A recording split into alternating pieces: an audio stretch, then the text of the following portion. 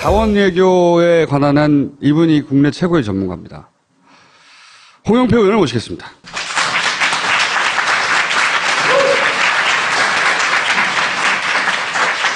이번 국감이 이전 정권을 다룰 수 있는 그 유일한 국감이에요. 그래서 자원외교도 꼭 등장해야 되는데 오늘 환도에 계시긴 하지만 자원외교 전문가라서 오늘 어떻게 해먹었나 얘기를 좀 들어보겠습니다. 이 33조를 투자해서 지금 확정된 손실로만 한 20조입니다. 20조면은 이게 얼마나 큰 돈이냐면요. 제가 인천 부평구 출신 국회의원인데 저희 동네 땅값이 아파트 질만한 게 한 400만 원이거든요.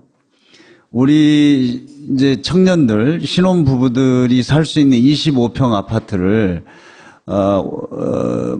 보증금 한 3천만 원에 월세 한 30만 원 이런 아파트를 50만 채를 지을 수 있습니다. 20조면. 사실 우리가 문재인 정부에서는 좀 이런 걸 해보려고 하는데 그런 돈을 까먹었습니다. 예수 탄생 이래로 그 2017년 동안 매일 2,700만 원을 써야 20조가 됩니다. 그거를 까먹었다는 거죠. 해외 자원 개발하면서 제가 항상 드는 생각이 이 워낙 단위가 크다 보니까 사람들이 실감을 못 합니다. 맞아요. 예. 그렇잖아요. 근데 제가 이것을 2014년도에 산업위에서 시작했던 계기가 있었습니다. 네.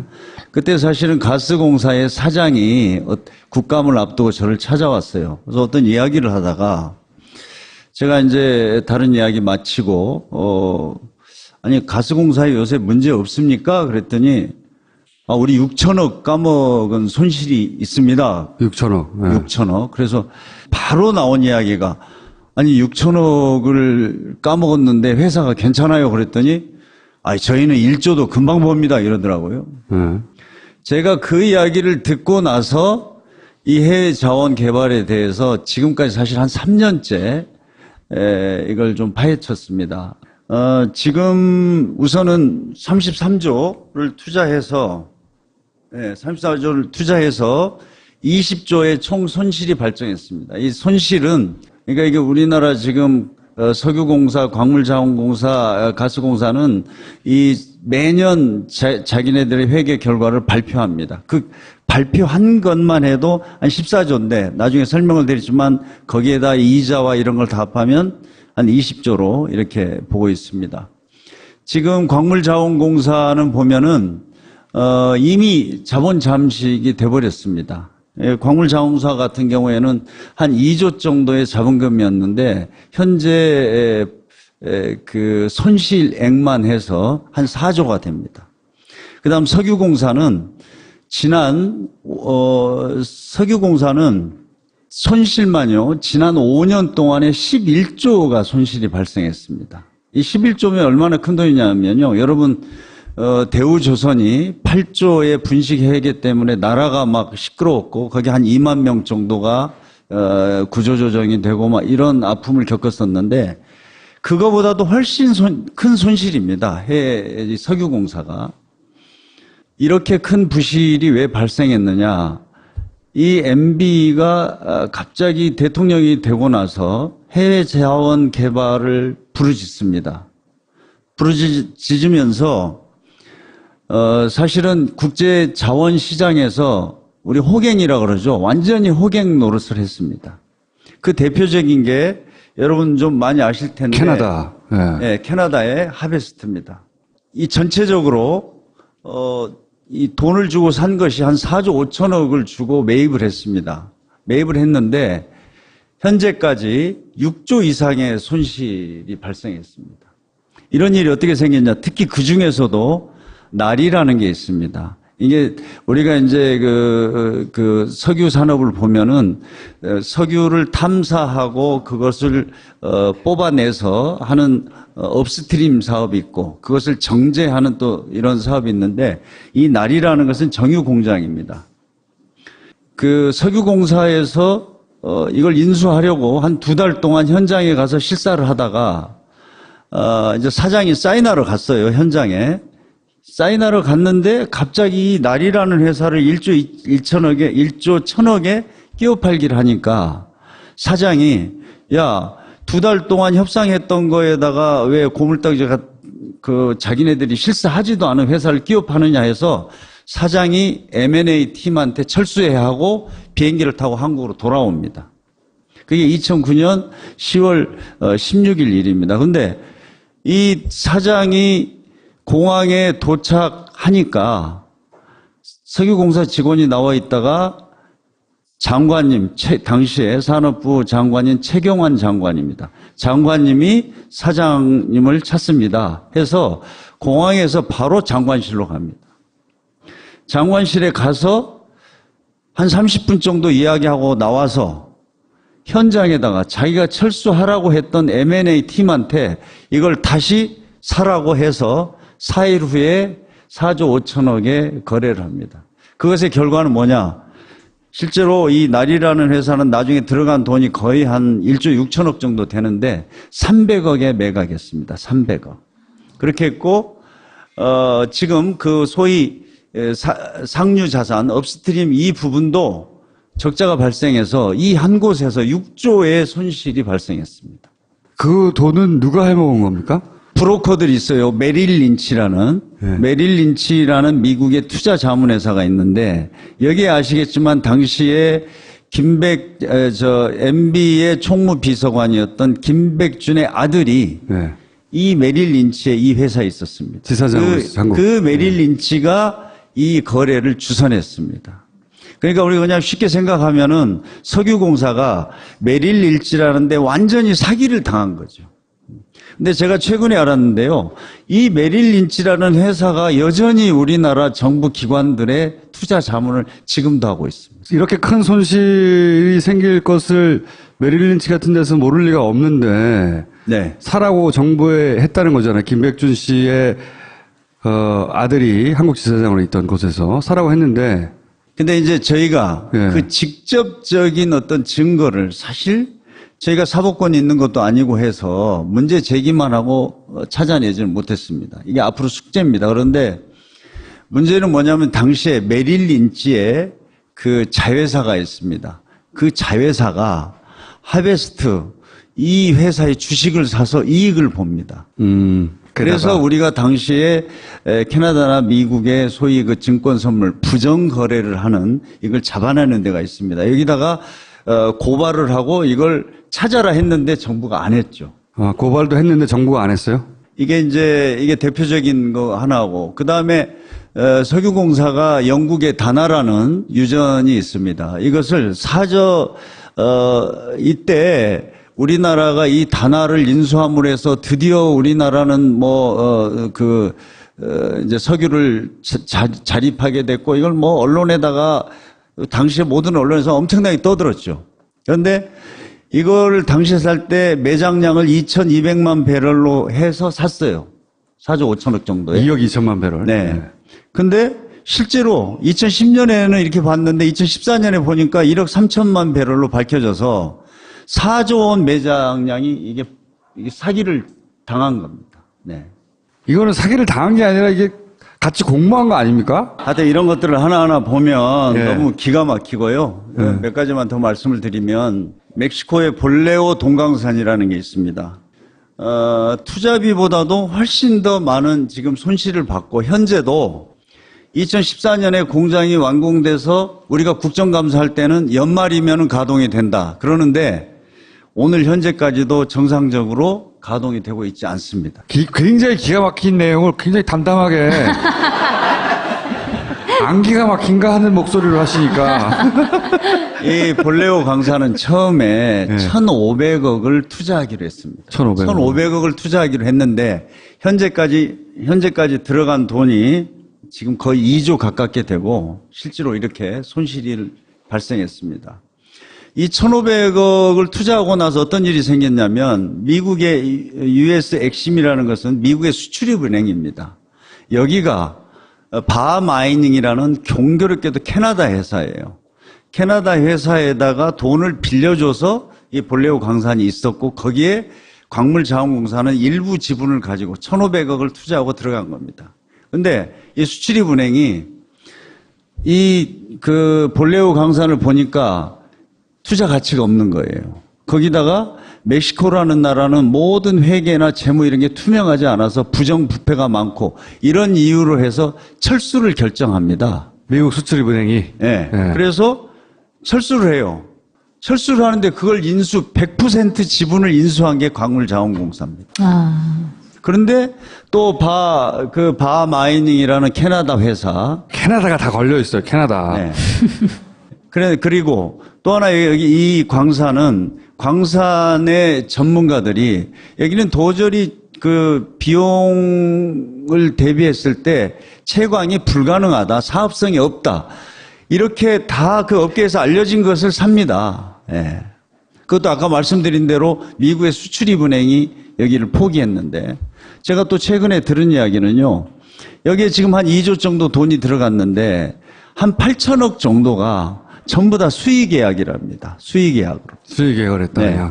아시겠죠? 멕시코 같은 나라 너무나 부정부패가 많고 회계가 불투명해서 여기 우리 못하겠다고 철수한 이런 회사에서 수의 계약을 8천억을 했다면은 그 뒷돈은 누가 먹었어요?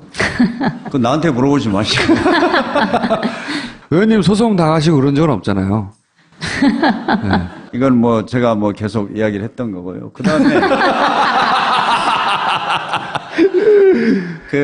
암바토비. 또 마다가스카르 암바토비라는 데가 있습니다. 제가 여기 현장에 갔다 왔어요. 이 비행기를 얼마나 많이 타고 가냐면 여기서 두바이로 갔다가 남아프리카 공화국에서 또 4시간을 타고 그 수도에서 내려서 또 비행기를 타고 한 2시간을 갑니다. 거기를 갔는데 그 산골짜기에다가 여기 이 마다가스카르 이 암바토비 이 광산은 여기도 캐나다 회사예요. 다 캐나다라니까 내가 말했잖아. 최초에 2,860억을 투자하기로 했는데 지금 2017년 현재까지 2조 348억을 투자합니다. 여러분 이 일반 회사 같으면 상상할 수 있습니까? 돈도 없죠. 공기업이니까 우리 세금을 담보로 해서 무제한으로 할 수 있는 겁니다. 제가 암바토비를 할 때 어떤 걸 밝혔냐면요. 마다가스카르는 전 세계에서 가장 가난한 나라입니다. 그래서 국민의 70%가 하루에 1달러를 가지고 생활을 합니다. 그런데 제가 2014년 광물자원공사 감사를 할 때 갑자기 발견한 게요. 매년 여기다가 돈을 넣어서 내역을 봤어요. 내역을 보다 보니까 한 끼 밥값이 그쪽에 근로자, 그러니까 광산 근로자들이요. 그 사람들 밥값이 6불이었습니다. 6불. 6불로 책정해서 계산했더라 다. 네. 그래서 이제 저희가 계산을 해보면 도저히 여기는 앞으로 이명박 정부 때, 박근혜 정부 때 어떤 얘기를 했냐면요. 이 자원에 대한 투자는 굉장히 장기간의 투자를 하고 회수기간이 길기 때문에 지금 판단할 수 없다 하는데 여기 지금 코발트 가격, 여기서 코발트를 생산하고 요즘 하는데 요새 한 3배 요즘 약간 오르긴 올랐는데요. 3배 코발트 가격이 올라간다 하더라도 한 300억에서 400억 더 수입이 생길 뿐이지 안 됩니다. 그러면 어떻습니까? 저 2조를 회수하려면 300억씩 매년 벌어도 한 70년 해도 안 됩니다. 우리가 이자 이런 걸 다 계산 안 하고도 그렇습니다. 그러니까 우리 살아 생전에 저거는 회수가 안 되는 겁니다. 누가 해먹은 겁니까? 여기 이제 전혀 페이스를 잃지 않으시고. 여러분 아시지만 경남 기업이라고 들어보셨죠? 성완종 씨라는 분이 그때 이제 이 암바토비에다가 경남 기업이 투자한 문제를 가지고 그분이 이제 사실 극단적인 선택을 했었던 겁니다. 네. 그래서 여기에 얽힌 이야기도 굉장히 많습니다. 네. 또 있나요? 네. 네. 그래서 그 외에도 뭐 이게 좀 작은 것들은요, 너무 많습니다. 네, 몇 천억대는 너무 많고. 너무 그죠? 많아서. 몇 천억대가 작다고 표현되는 이 그러니까요. 아이러니함이네요. 그래서 이제 여기 보시면 MB 이전에는요, 우리가 해방 이후로 2007년도까지 8조를 투자합니다. 그래서 현재까지 8조 6천억을 회수했습니다. MB 이전 것은. 네. MB는 33조 3,900억을 투자했고, 현재까지 회수를 얼마 했냐? 7조를 했습니다. 문제는 이제 이러면 아까 말한 대로 정부가 저희들이 국회에서 이야기를 하면 기다려라. 기다리면은 자원값이 올라가고 언젠가는 돈을 번다 그러는데요. 지금 이런 회수 실적을 보면은 결코 우리가 기대할 수 없죠. 없고 아까 말씀드린 대로 이미 20조는 이제 다 이미 까먹은 돈입니다. 네. 그러면 나머지에서 앞으로 얼마입니까? 한 25조 이상을 벌어야 본전인데 그거는 여러분들이 기대 안 하시는 게 좋습니다. 기대는 안 하는데요. 누가 해먹은 거예요? 이렇게 철저하게 일방적으로 지속적으로 계속해서 사기당할 수는 없는 거 아닙니까? 이 정도 금액을 국가 단위에서. 그러면 사기를 당한 게 아니라 공모를 하거나 같이 나눠 먹어야 되는 건데. 그래서 이제 제가 세계 자원 시장의 전문가들하고 이야기해 보면요. 특히 이제 자원을 가지고 있는 그 좀 후진국들, 이런 나라들은 이 정부의 재정 자체가 투명하지 않습니다. 그러니까 대표적으로 우리가 이명박 대통령이 당선이 돼서 인수위 시절입니다. 대통령 취임하지도 않은 시절에 크루드에다가 엄청난 투자를 결정해요. 그렇죠. 네. 그래서 그 크루드는 여러분 아시지만 이라크 중앙정부하고 관계가 이게 안 좋지 않습니까? 그래서 많은 전문가들이 크루드하고 계약을 해봐야 이거는 안 된다 해서 반대를 함에도 불구하고 국제 브로커가 있어요. 국제 브로커가 쿠르드 지방 정부의 부수상 정도 장관 한 명을 데려와요. 인수위 시절에 MB한테 만나고 나서 이제 쿠르드에 대한 투자가 몇천억의 투자가 이루어지는데 제가 그걸 추적을 했습니다. 이 돈을 어디를 통해서 쿠르드 정부에 주었나? 그랬더니 이름도 없는 어떤 은행에 나라는 제가 안 밝히겠습니다만은 아무튼 그 나라의 은행 계좌로 보내라 이래요. 근데 그 은행은 이 실체도 별로 없는 데입니다. 그래서 그 돈이 정말 쿠르드 정부로 갔는지 아니면 중간에 배달 생고가 났는지 확인을 할 수가 없어요. 나눠 먹었는지. 그것 중에 하나가 거기에 그 중간에 브로커 역할을 한 사람이 있습니다. 네. 한국 사람. 그 사람이 이제 나중에 쿠르드 정부로부터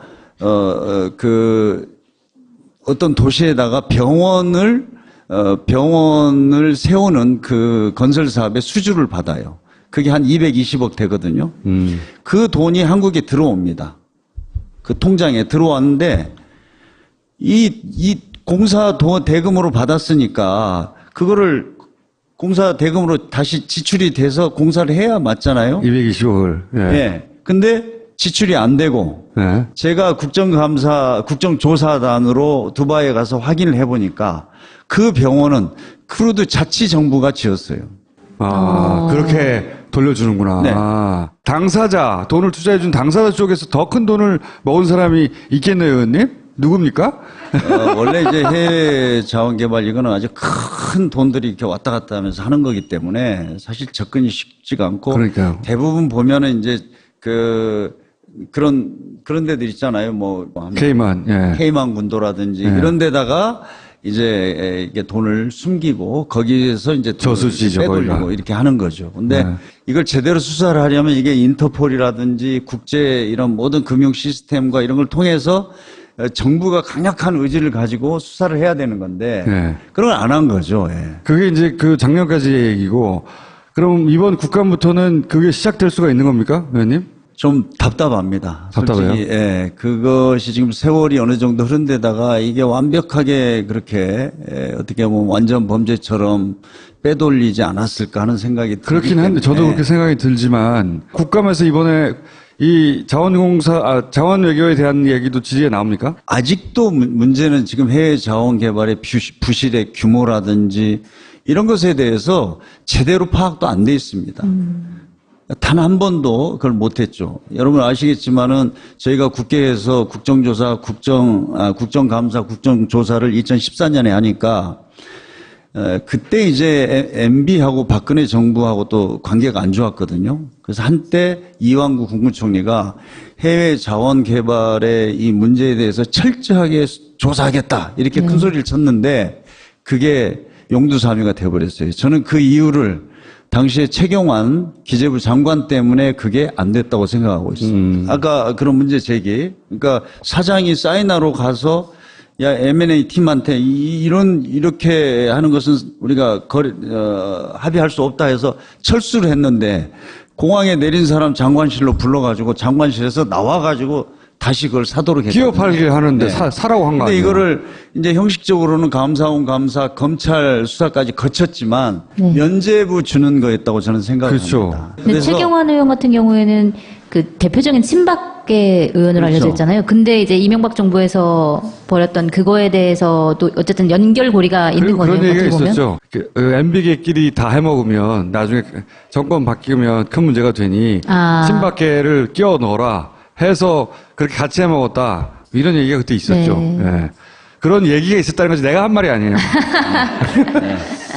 자원외교 관련해서 어마어마한 돈이 사라졌잖아요. 진짜로 어마어마한 돈이. 이걸 꼼꼼하게 따질 수 있을까요? 정말로? 저희들이 사실 야당이었기 때문에 모든 그런 근거 자료나 이런 것들이 접근이 불가능했습니다. 그리고 제가 안타까운 것은 이 과정에서 무수한 이런 조작이 일어납니다. 그러니까 예를 들어서 석유공사에서 하베스트에 투자를 할 때는 이게 이제 이익률이라는 게 있어요. 이런 거를 수치 같은 걸 조작하는 이런 사례들이 있었거든요. 이런 것이 있었는데 단 한 명도 처벌을 안 받았습니다.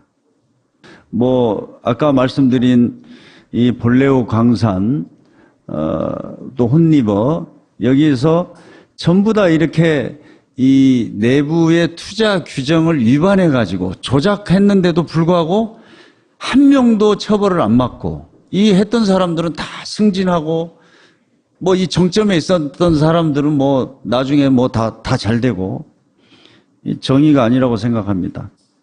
이 정의를 어떻게 바로 세워야 될까요? 여기 보면은요. 이게 감사원에서요. 그런 몇 천억, 몇 조를 이렇게 까먹었는데 아주 경징계만 합니다. 의원님 정의를 어떻게 세웁니까 그래서? 아니, 파파이스가 좀 세우세요. 광물자원공사가요, 우리나라 공기업으로서 해방 이후로 최초로 지금 회사채 발행이 안 됩니다. 왜? 이 공기업은 정부가 국민의 세금을 토대로 해서 보증을 서주고 무제한으로 이렇게 하게 돼 있어요. 그런데 광물자원공사는 지금 사채도 안 빌려주는 거예요, 회사채도. 그러니까 광물자원공사를 문을 닫아야 되느냐 마느냐를 문재인 정부에서 결정을 해야 됩니다. 저는 닫아야 된다고 봅니다. 그게 다 이명박 때 일어났던 일인 거죠? 이런 정도의 세금을 가지고 우리 혈세를 가지고 썼는데 이 실체도 정확히 밝혀지지 않고 있다는 것. 그래서 이번에는 그거를 좀 더 정확히 하는 게 중요하고요. 네. 그 다음에 책임의 소재도 명확하게 물어야 된다고 봅니다. 그래서 이 정책이 어떻게 시작이 됐고 이 과정에서 숱한 의혹들에 대해서 지금이라도 밝힐 수 있는 것들은 명확히 밝혀야 된다. 그렇게 하실 거죠? 네.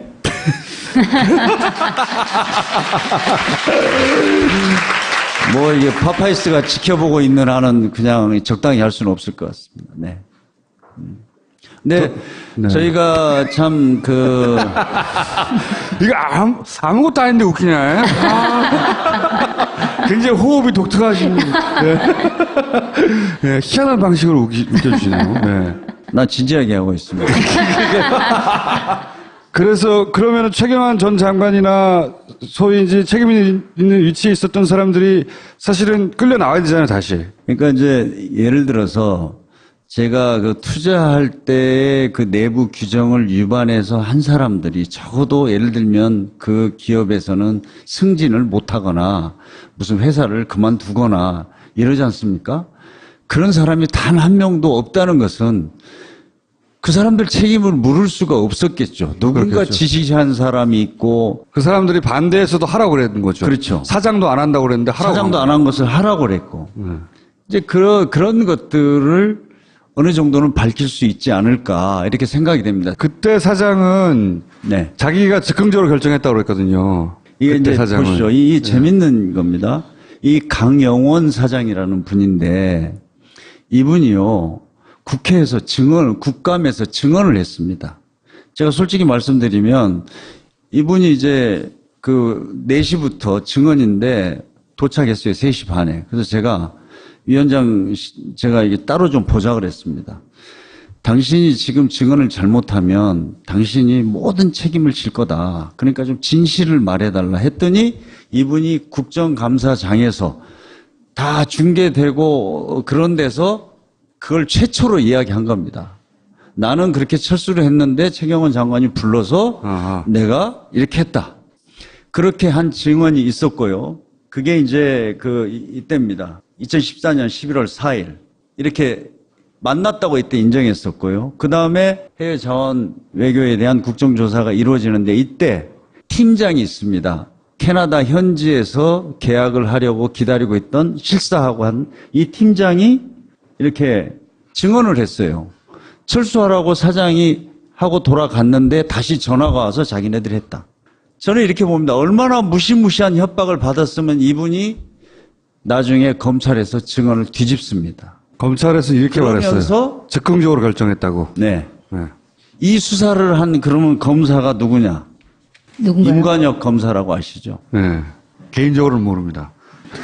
근데 그러면은 본인이 다 뒤집어 쓴 건데 이 강영원 전 뒤집어 쓴 석유공사 게 사장 아니고 그냥 절차적으로 문제 없이 결정하였다는 거죠.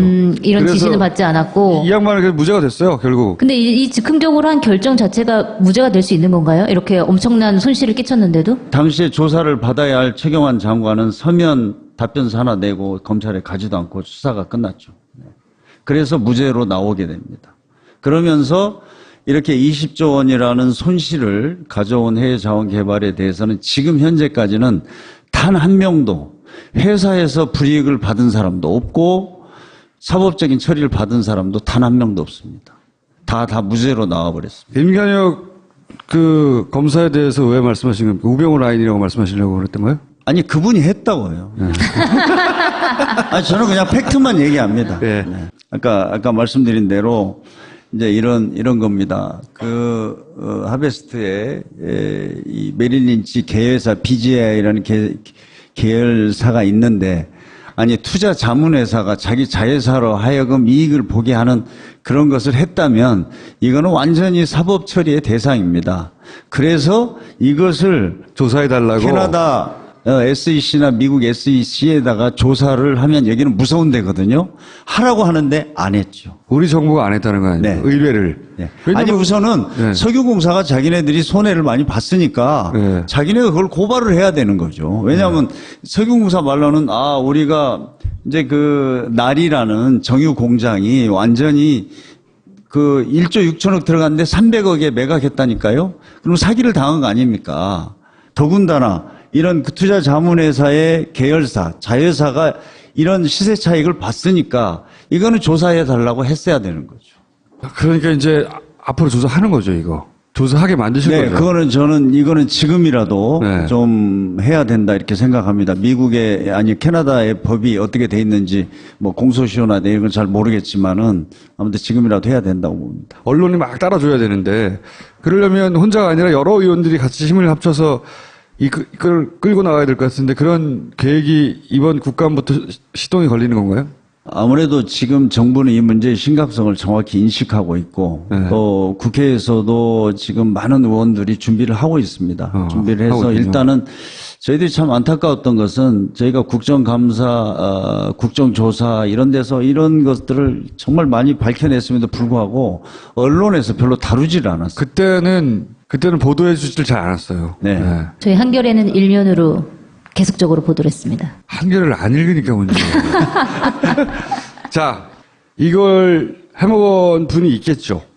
여생을 급식을 걱정하지 않도록 보내드려야 된다. 오늘 아침 MB 측근이라는 분이 MB는 긍정적이고 낙천적인 분인데 요즘 불편하다 그 얘기를 했다고 합니다. 그런데 오늘 저녁도 불편하기를 바랍니다. 오늘 저녁도 불편하길 바랍니다. 저희 파파이스에 나온 분들 중에 가장 점잖고 희한한 템포로 웃기셨어요. 잘 모르시겠지만 나중에 방송을 한번 보세요. 사람들이 계속 웃고 있거든요. 뭐 저는 진지하게 얘기를 해서. 감사합니다. 이제 갑질 많은 유통시장에 똥침을 날릴 때 딴지일보가 만든 신개념 마켓 딴지 마켓.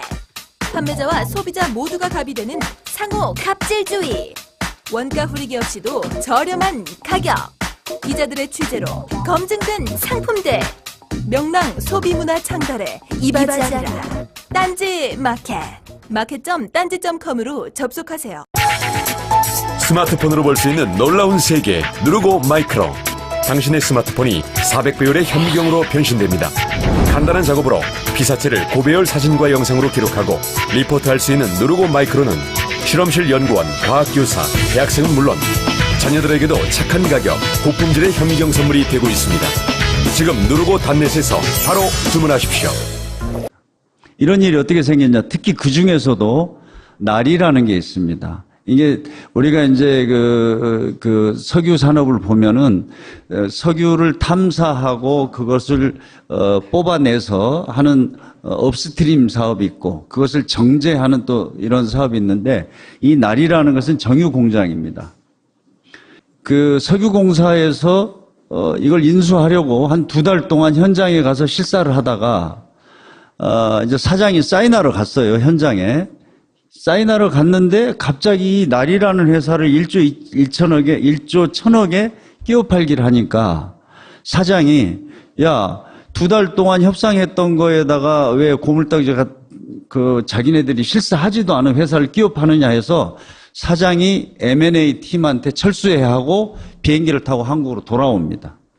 그게 2009년 10월 16일 일입니다. 근데 이 사장이 공항에 도착하니까 석유공사 직원이 나와 있다가 장관님, 당시에 산업부 장관인 최경환 장관입니다. 장관님이 사장님을 찾습니다. 해서 공항에서 바로 장관실로 갑니다. 장관실에 가서 한 30분 정도 이야기하고 나와서 현장에다가 자기가 철수하라고 했던 M&A 팀한테 이걸 다시 사라고 해서 4일 후에 4조 5천억에 거래를 합니다. 그것의 결과는 뭐냐? 실제로 이 날이라는 회사는 나중에 들어간 돈이 거의 한 1조 6천억 정도 되는데 300억에 매각했습니다. 300억. 그렇게 했고 지금 그 소위 상류 자산 업스트림 이 부분도 적자가 발생해서 이 한 곳에서 6조의 손실이 발생했습니다. 그 돈은 누가 해먹은 겁니까?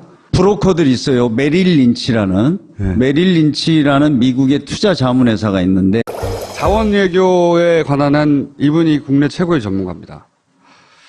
홍영표 의원을 모시겠습니다.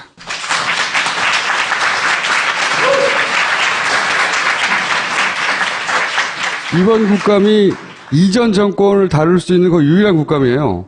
그래서 자원외교도 꼭 등장해야 되는데 오늘 환도에 계시긴 하지만 자원외교 전문가라서 오늘 어떻게 해먹었나 얘기를 좀 들어보겠습니다.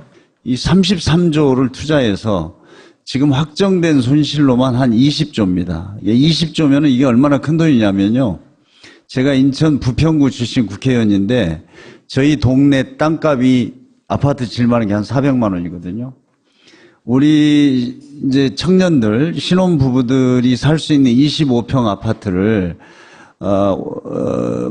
보증금 한 3천만 원에 월세 한 30만 원, 이런 아파트를 50만 채를 지을 수 있습니다.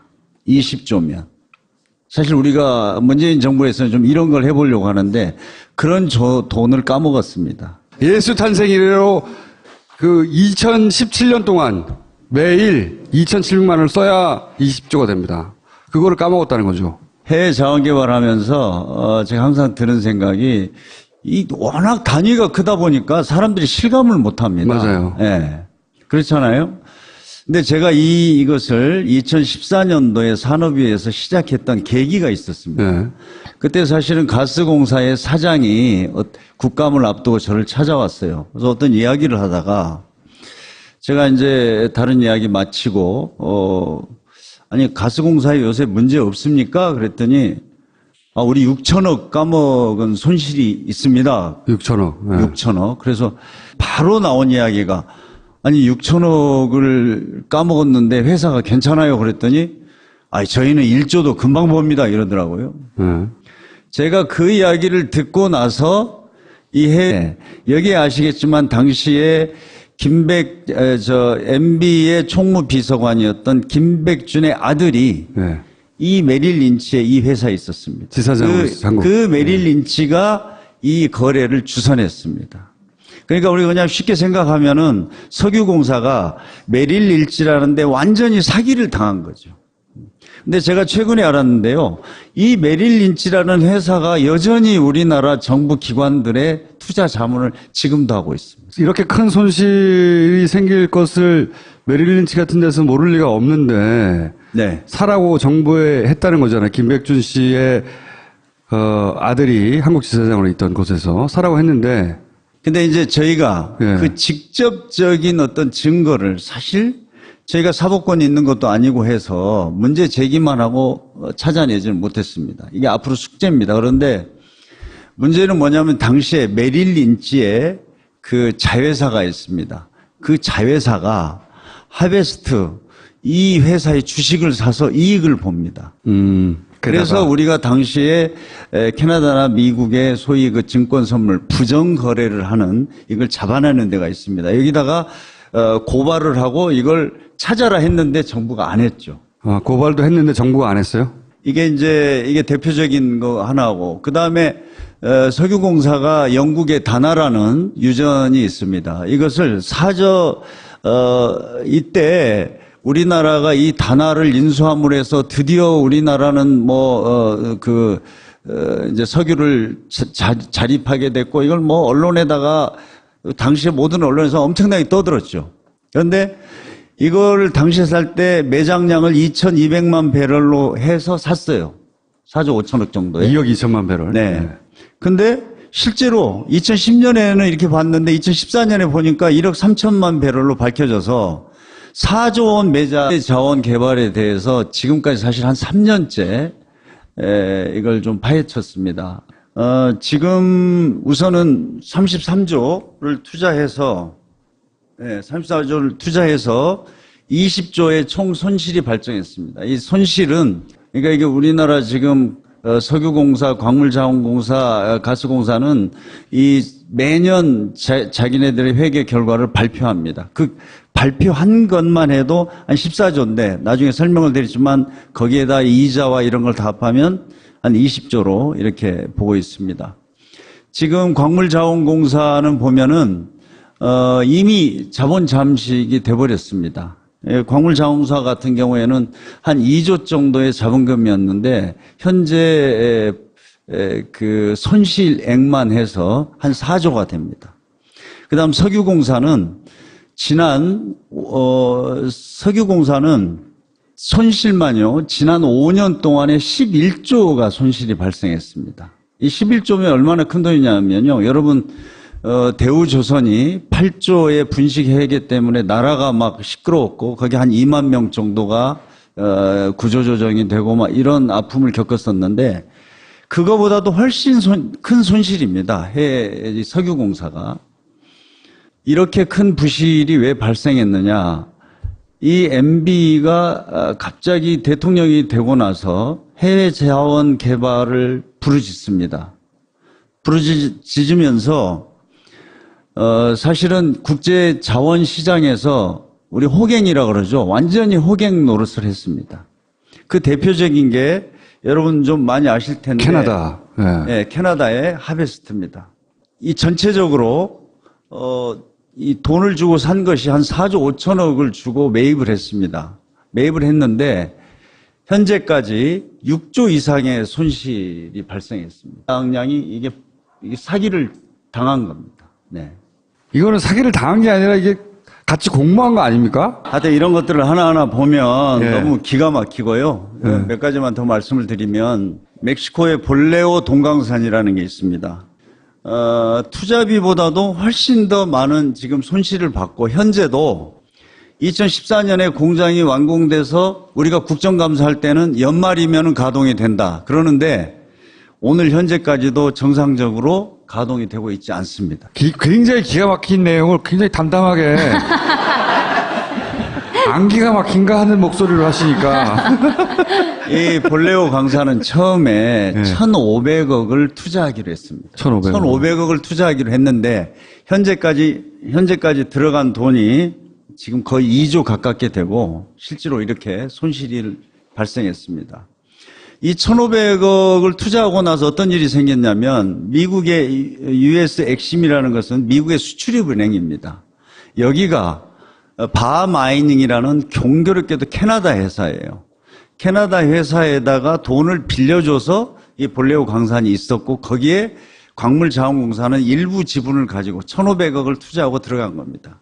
근데 이 수출입은행이 그 볼레오 강산을 보니까 투자 가치가 없는 거예요. 거기다가 멕시코라는 나라는 모든 회계나 재무 이런 게 투명하지 않아서 부정부패가 많고 이런 이유로 해서 철수를 결정합니다. 미국 수출입은행이 네. 그래서 철수를 해요. 철수를 하는데 그걸 100% 지분을 인수한 게 광물자원공사입니다. 그런데 또 바마이닝이라는 캐나다 회사. 캐나다가 다 걸려 있어요. 캐나다. 네. 그리고 또 하나 여기 이 광산의 전문가들이 여기는 도저히 그 비용을 대비했을 때